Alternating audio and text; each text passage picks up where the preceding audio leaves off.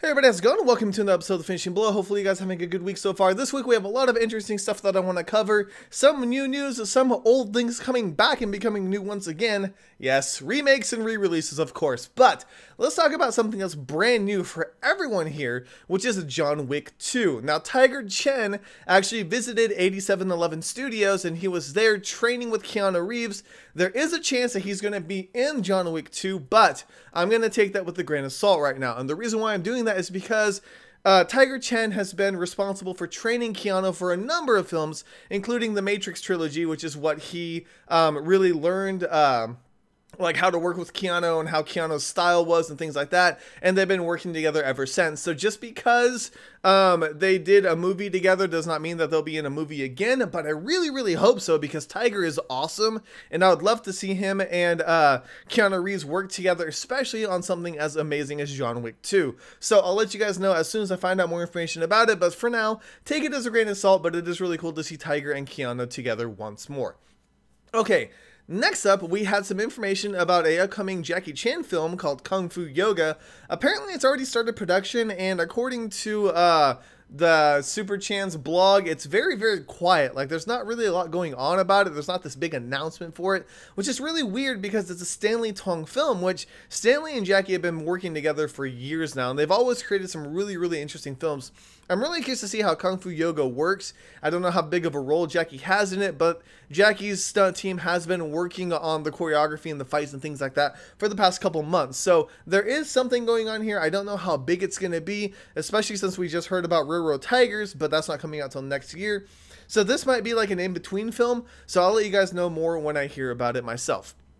Okay, next up, we had an amazing TV spot for Into the Badlands, which is slowly becoming a TV show that I think I'm going to have to watch when it releases.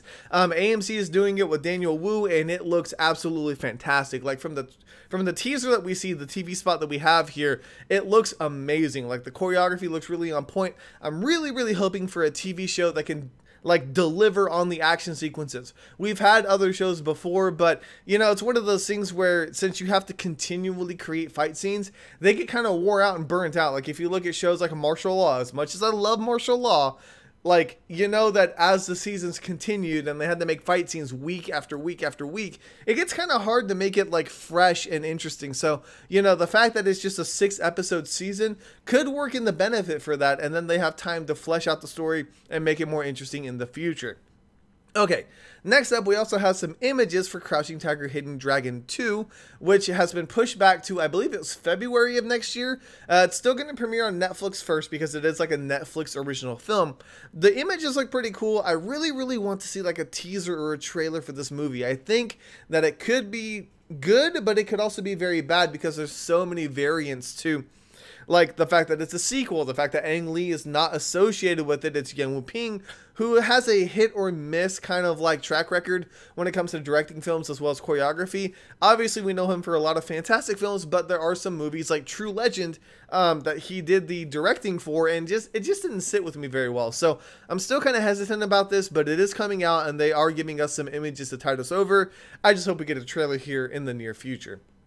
Okay, lastly, for the news side of things, we also had information that Charlie's Angels is getting a revamp, a remake, if you will. Now, obviously, they've done this multiple times. There's the TV show, then they did the movies, and then I think they tried to redo the TV show again, and it didn't do very well. So now they're back to doing the movies once more. Now, what's interesting about this is the person who's responsible for the Pitch Perfect films is actually going to be, I think she's producing it. I don't think she's directing it, but she's producing the film, and she does have a good grasp of what draws a younger audience in, what really helps women associate with the characters that they see on the screen, as opposed to just, you know, girls running around in bikinis who's trying to act cute and ditzy or whatever. Like, I really think that she can infuse some personality and something relatable to these characters.